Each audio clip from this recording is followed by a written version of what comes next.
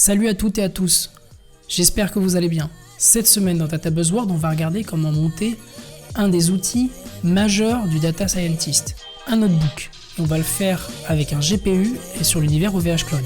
Cet outil-là, on l'utilisera à chaque fois qu'on fera un tuto ensemble et vous allez voir, c'est extrêmement simple à faire.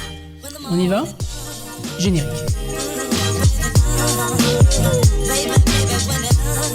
Donc moi je vous ai parlé en fait de cet outil-là parce que tout simplement vous ne trouverez pas une seule personne qui ne l'utilise pas dès qu'on va commencer à faire de l'IA. Tout simplement c'est un outil qui s'appelle, comme je disais, Jupyter, qui est spécialisé en fait dans la partie, surtout dans les sujets Python. Mais ce qui a été fait sur OVH Cloud en fait, c'est que ça permet aussi de jouer un petit peu avec la donnée. Donc en gros, il faut se créer un compte sur OVH Cloud, ça je pense que vous l'aviez deviné.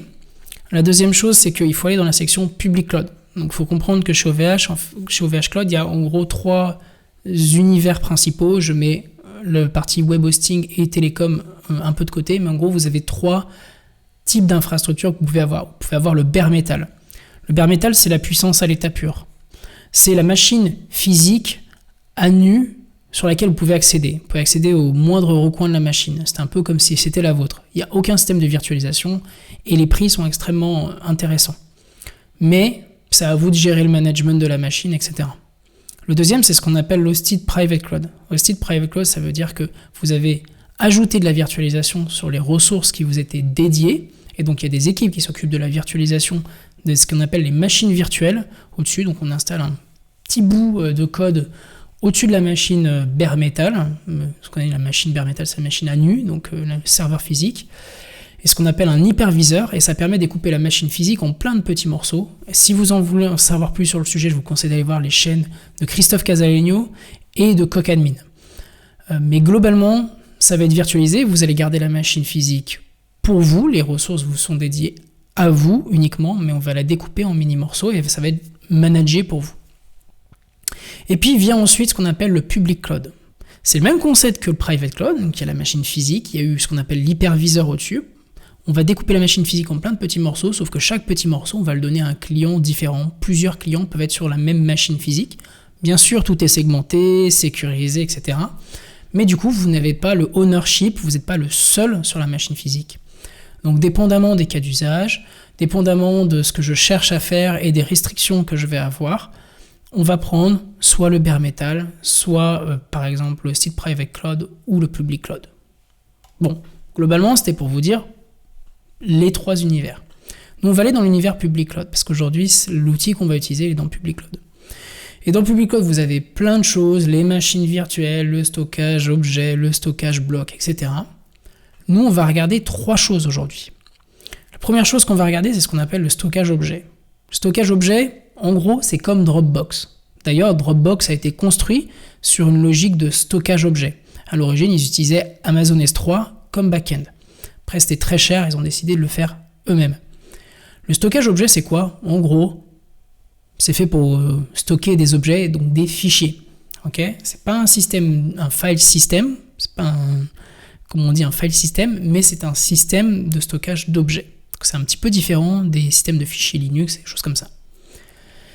Pourquoi on va en avoir besoin ? Parce que quand vous faites de l'intelligence artificielle et du training, très souvent, en tout cas, la plupart du temps, vous allez devoir avoir vos données qui vont être stockées, des gros volumes de données qui vont être stockées à un endroit que vous allez devoir rapatrier pour faire vos calculs.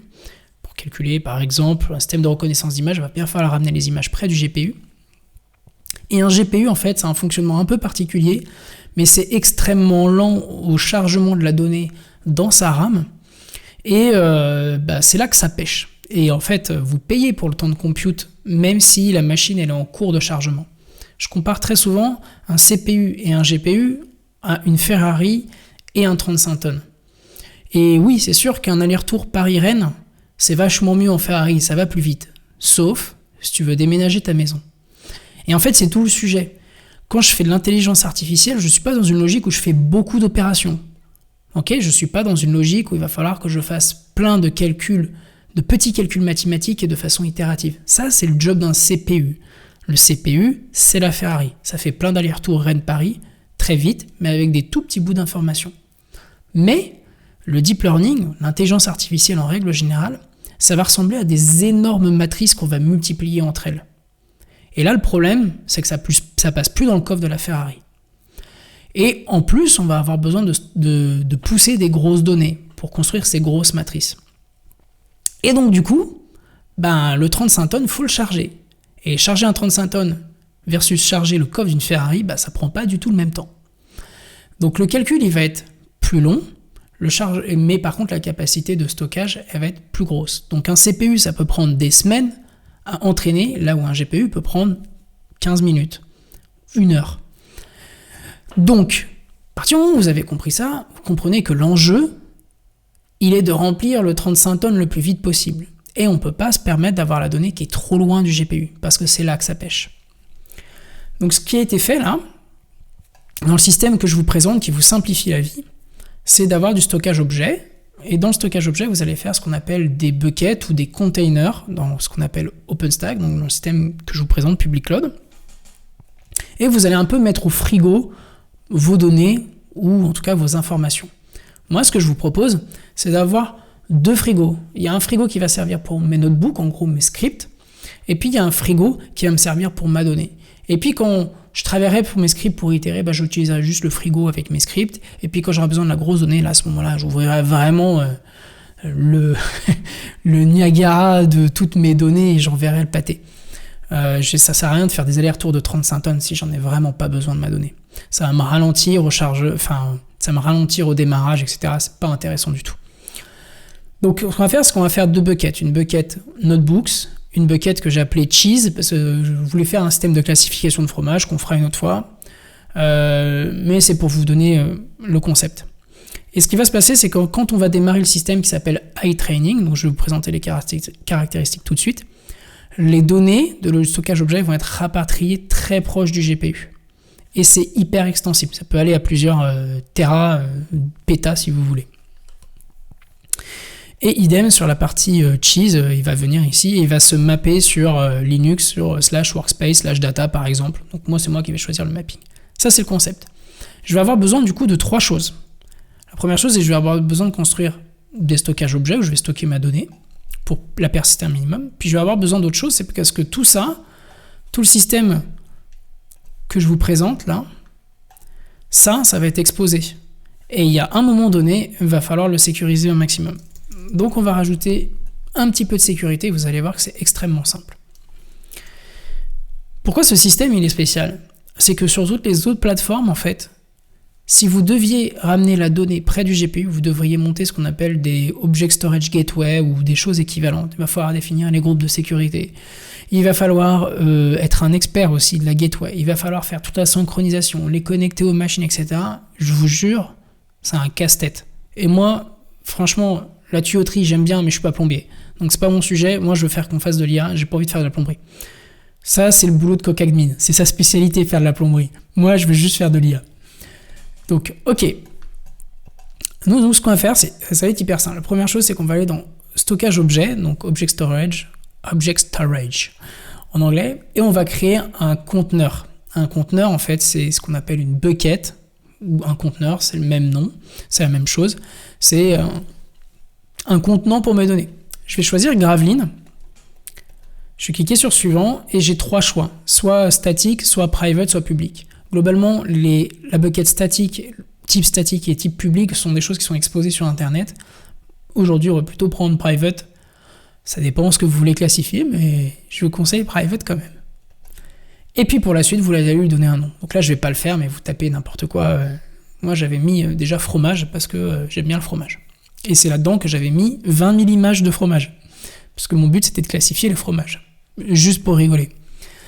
Et puis j'ai créé aussi une bucket qui s'appelle Notebooks, dans laquelle je mets mes notebooks. En fait, j'ai un petit peu dérivé quand je vous ai préparé d'autres tutos. Donc les autres tutos sont quasiment tous prêts. Mais en fait, 1300, c'est pas le nombre de notebooks. En fait, il se trouve que j'ai mis de la data dedans et tout. J'ai vraiment déconné. Donc en réalité, je fais des allers-retours Paris. Donc c'est une très mauvaise pratique. Ne le faites pas. En gros, j'ai pris une Ferrari puis j'ai commencé à la remplir comme un 35 tonnes. Résultat, maintenant, c'est pas propre. Donc du coup, c'est peut-être l'occasion que je fasse un petit peu le ménage. Je vais créer une bucket juste pour les notebooks. juste pour vous montrer. Ouais, là-dessus, j'ai pas été fin quand même. Je vais y arriver. Hop, je rafraîchis. Parce que je crois que j'ai un peu, j'ai un peu éclaté. J'ai un petit peu de mal avec mon CPU, il a du mal à suivre avec l'enregistrement. Ok, donc je vais créer une bucket propre qui s'appelle Notebooks. Juste pour vous montrer du coup. Private, suivant. Je vais l'appeler Notebooks. Et en fait, on va vous faire la démo avec ça. Voilà. Donc ça l'a créé. C'est bien vide ici, il n'y a rien du tout dedans. Ensuite, la deuxième chose que je vous ai expliqué, c'est qu'il y avait la bucket, les deux buckets, donc cheese, je l'ai déjà, avec de la donnée, et j'ai créé Notebooks. Maintenant, on va créer la sécurité. Donc pour ça, c'est super simple, je vais aller dans User and Roles.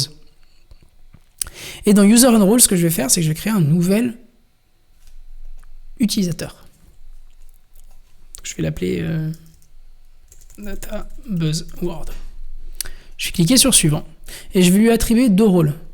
Object Storage Operator et AI Training Operator. Je vais faire confirmer. Là, il va me donner deux choses. Il va me donner un user, donc c'est celui-là, avec, n'oubliez pas, user tiré. Hop, je le copy-paste. Bam, bam, bam. Et il va me donner un password. Et là, j'en connais. Christophe, je sais que tu es là. Qui va... Je sais, Christophe, que tu vas le faire. Il va venir et il va vouloir essayer les user password après la vidéo. Je vais juste les killer. Parce que je te connais, Christophe, tu vas vouloir venir m'enquiquiner et te moquer de moi. Bon. Maintenant, je vais aller dans AI Training. Donc, Christophe, c'est Christophe Casaliou, la chaîne dont je vous parlais et qui sera en description. C'est un petit malin. Et globalement, je vais cliquer Launch a New Job. Je vais choisir Graveline. Et ici, vous allez avoir 6 images qui sont préfaites, qui vont déjà avoir le notebook, ils vont avoir même un VS Code, et ils vont avoir une librairie. Alors, je n'ai pas dit librairie. Christophe m'a dit qu'il ne faut pas dire librairie. Je ne sais plus ce qu'il m'a dit qu'il fallait que je dise, mais il m'a dit c'est un faux ami, on ne dit pas librairie. Donc, on va dire un framework. Il y a déjà un framework de deep learning qui est déjà installé pour vous, sachant que si vous voulez le faire vous-même, je vous assure, c'est compliqué parce que vous devez avoir le GPU. Ensuite, il faut avoir le bon driver pour le GPU. C'est pas toujours aussi simple que ça. Ceux qui font beaucoup de Linux savent que les drivers, c'est le bonheur.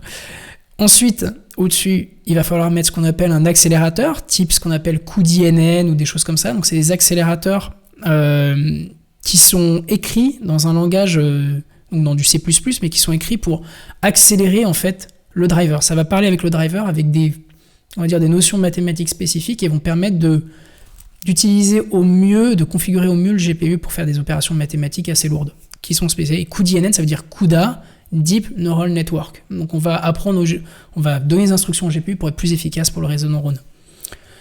Et au-dessus de ça, donc là déjà les compatibilités, je vous assure, c'est déjà un casse-tête. Et au-dessus de ça, il faut que vous ayez le framework. Il faut que le framework soit compatible avec le cuDNN qui lui-même est compatible avec le CUDA qui lui-même est compatible avec le GPU. Quand je vous dis que c'est un casse-tête et qui doit même être compatible avec l'OS, faut pas oublier.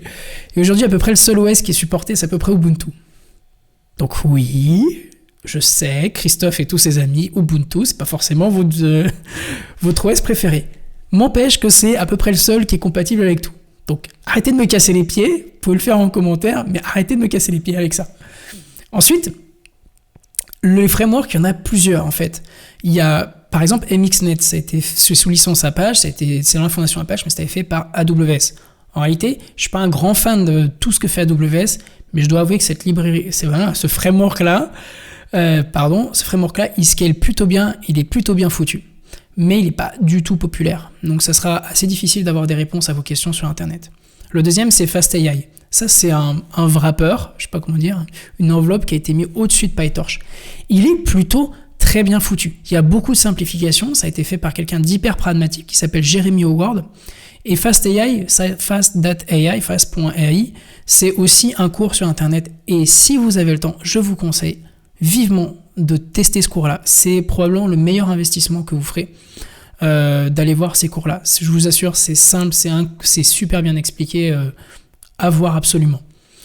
Ensuite, vous avez PyTorch. Donc ça, c'est Facebook qui a sorti son propre système pour faire des réseaux de neurones. Il est extrêmement bien foutu et c'est à peu près celui qui est en train de, je vais pas dire de gagner la course, il n'est pas plus populaire en nombre mais c'est celui qui a la meilleure accélération. Voilà. Et c'est le plus simple et il fait le café, quoi. Il est vraiment extraordinaire. Ensuite, il y a TensorFlow, fait par Facebook. La version 1, c'était un enfer, n'y allez pas. La version 2, c'est mieux fait. Hugging Face, c'est un cas un peu particulier. Je vous invite à aller voir ma vidéo des 10 prédictions pour comprendre, mais c'est vraiment fait pour le traitement du texte. Et ensuite, nous, on a fait une 6e image qui s'appelle One Image to Rule Them All, parce qu'on est fan des Seigneurs des Anneaux, enfin certains présents. Et du coup, il y a TensorFlow 2 dessus, il y a PyTorch, il y a FastAI, MXNet Transformer et plein d'autres. Et je vous assure que mettre tout cela ensemble et les faire tous travailler en même temps, avec la bonne version de driver, d'accélérateur, etc., LOS et tout le bordel, je vous assure que c'est un casse-tête. Donc, nous, c'est ce qu'on va prendre aujourd'hui juste pour le fun. Parce que celle-là, elle fait à peu près tout. Tout ce que vous voulez faire, c'est déjà dedans. Il y a FFmpeg, il y a tout ce qui va vous servir. On va prendre juste Notebooks, celui que j'ai créé qui est vide, qui va être à peu près le même état que ce que vous avez. Et ici, je vais taper Notebooks. Et globalement, ce qui va se passer, c'est que donc, je ne vais pas faire le deuxième là, on le fera une autre fois, parce que j'en ai pas besoin aujourd'hui, ça sert à rien que je déplace mon 35 tonnes. Le Notebooks là, le Object Storage que j'ai créé avant, la bucket Object Storage, je vais la ramener ici, je vais la mapper dans /workspace/notebooks, /workspace/notebooks, et je vais la mettre en lecture-écriture. Je clique sur plus, si vous cliquez pas sur plus, ça va pas marcher. Next, je fais suivant, je vais donner un petit nom, faire coucou les loulous.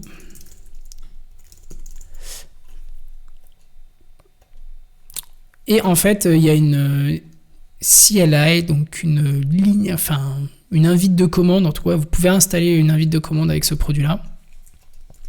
Je vous montrerai une autre fois, mais vous auriez pu tourner le job ou lancer le notebook avec une ligne de commande simple comme ça. Ici, il n'y a qu'un GPU, mais vous pourriez augmenter le nombre de GPU, soit dans l'interface graphique, soit dans la ligne de commande. Ça, c'est le notebook One for All, comme on l'a appelé. Et ça c'est la ligne de commande qui dit va chercher ce qu'on appelle la bucket ou le conteneur qui se situe à Gravelines et ramène-le sur /workspace/notebooks en mode lecture-écriture. Super simple à comprendre. Je clique sur Create et là il va lancer le job. Donc, comme j'ai pas un 35 tonnes à ramener et que là j'ai mis une Ferrari et qu'en gros le coffre il est vide, globalement il va démarrer super rapidement. Si j'avais mis 20 000 objets et je sais pas moi 4 gigas de données, 10 gigas de données, en fait il y a plein de choses, plein de paramètres, il y a le nombre d'objets mais aussi la taille des objets, tout ça. Le 35 tonnes il aurait mis un certain temps à se charger, à se déplacer, à se décharger. Donc là vous voyez ça a démarré en 2 secondes. Donc là je vais avoir ici HTTP Access, je peux aller voir aussi mes usages, donc mes ressources, donc ça c'est le Grafana, mais je peux aller voir aussi mon Notebooks. Et quand je clique sur mon Grafana, je vois l'usage de mon GPU. Donc ça, c'est la RAM maximale, en fait, qu'il peut avoir. Donc 32 Go sur le GPU en tant que tel. On fera un épisode spécifique sur les GPU. Mettez-moi dans les commentaires quand vous voulez que je fasse. Que vous voulez que je fasse des tutos d'abord ou d'abord les GPU, ou peut-être que je peux le faire un peu entre les deux. Faites-moi savoir. Et ça, c'est la RAM qu'utilise effectivement le GPU. Donc, je vous expliquerai comment ça marche. On va laisser un petit peu. Et ça, c'est le taux d'utilisation du GPU, le CPU, la RAM en tant que telle, et le réseau. Moi, en plus, j'ai une petite interface graphique et j'ai quand j'ai cliqué sur Access ici, j'ai 2 choses que je peux faire. J'ai le Jupyter Lab, donc ça, c'est globalement le 4x4 que tous les gens qui font de l'IA, data science, etc. utilisent, machine learning, ce que vous voulez, c'est la base. Ok ? Et vous avez le Visual Studio pour des gens qui sont plus dans le scripting. Moi, perso, je préfère Jupyter Lab. Et en plus, les gens de Jupyter Lab, ils sont super gentils et super sympas. Coucou Sylvain. Sylvain Corlet de QuantStack. Et donc, là, dans les notebooks, il y a la possibilité de créer un notebook. Vous pouvez aussi accéder à la console Python, donc c'est-à-dire fait de Python interactif. Vous pouvez accéder au terminal. Donc là, je vais cliquer sur terminal. Vous pouvez voir le GPU. Donc pour voir un GPU, on fait NVIDIA NVIDIA SMI. Voilà, SMI, en gros, ça me donne les infos, ça me dit le type de GPU, la mémoire que j'utilise par rapport à la mémoire disponible, ce qu'ils appellent le volatile, en gros, c'est le taux d'utilisation de mon GPU, donc à quel point il tourne. On voit la température, on voit sa consommation, il consomme 23 watts, il va monter jusqu'à 250, peut-être parfois un petit peu plus. La version du driver, la version de CUDA, donc le truc juste au-dessus du driver, et on n'a pas la version de cuDNN qui est affichée, mais voilà, c'est des infos que vous avez. On va regarder vite fait, EdgeTop, vous voyez là, globalement, j'ai jusqu'à là, je suis probablement pas tout seul sur la machine, mais j'ai jusqu'à 56 cœurs que je peux aller tabasser, donc ça c'est cool. Et là, ça affichait 173 Go de RAM, mais je pense pas qu'on puisse y accéder au maximum dans mon souvenir. Si je regarde iTraining OVH Cloud, je crois que c'est 45. Je vais regarder les caractéristiques. J'ai pris que un GPU cette fois-ci. Je vais regarder ce qu'il y a comme perf. J'ai pris un seul GPU, et c'est une V100. Donc le V100, c'est 32 Go de RAM sur le GPU. Et je vais bien avoir 445 Go de RAM pour le système en tant que tel, pas sur le GPU. Et 14 cœurs, mais en réalité, on peut en avoir un petit peu plus. On peut gratter un peu. Ok, donc, notebooks, j'ai rien du tout. On va créer juste un petit notebook pour vous montrer le mécanisme. Je vais écrire dans... Je vais revenir là-dessus. Je vais écrire dans cet espace-là et je vais vous montrer que le truc, il va remonter ici. Ok ? Je prends du temps pour vous expliquer ça parce que pour tout le reste des tutos, on va en avoir besoin. Hop. Donc ici, je peux tester import mxnet as mx. Vous allez voir que ça va marcher, ça veut dire qu'mxnet est là. Import TensorFlow as tf. On voit qu'il y a TensorFlow, sinon il aurait planté. Import torch as t, juste pour... on voit que ça marche. Et je pourrais continuer...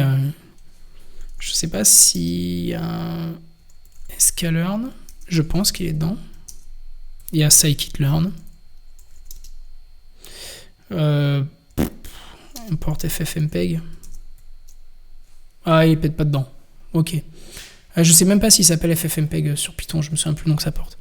En tout cas, il y a vraiment beaucoup de choses. Pile. Il y a pile pour le traitement d'image. Enfin, il y a plein de choses dedans. Peut-être même la librairie que je déteste. En fait, que j'adore utiliser, mais que je déteste le plus à installer, OpenCV. Je me souviens plus le nom. Comment est-ce qu'on l'importe? Ah, c'est CV2. J'ai dit une bêtise. C'est import CV2. Elle est infernale à installer, celle-là. Elle est déjà dedans. Bonheur! Bon, je vais lui donner un petit nom, donc je vais faire rename le notebook, je vais l'appeler test.py, il est rename, je le save, commande S, rien de spécial. Vous allez voir ici, je vais aller retourner dans la VS Code, vous vous souvenez ici, Visual Studio. Je vais aller ici et je vais aller dans Notebooks et vous allez voir que le test.ipy notebook il est là. Donc en vrai, un ipy notebook c'est un JSON en réalité. JSON. Mais voilà. Donc vous avez bien vu que les deux sont coordonnés, tout va bien. Donc on va fermer ça. Je ferme ça, je ferme mon petit truc là. Mais ça n'a pas éteint le job. Donc n'oubliez pas de l'éteindre, sinon vous payez. Donc c'est pareil, contactez-moi, commentaires, j'ai le Discord. Également, vous pouvez vous inscrire sur la mailing list OVH Cloud.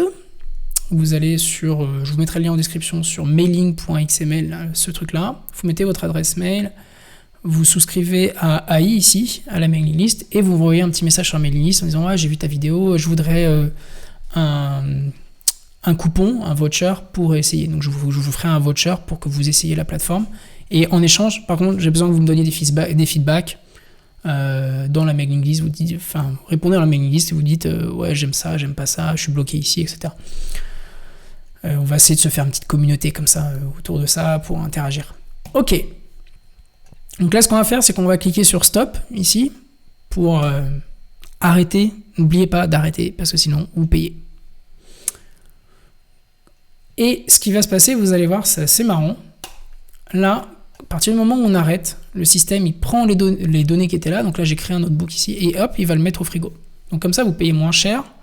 Ça libère le GPU pour quelqu'un d'autre.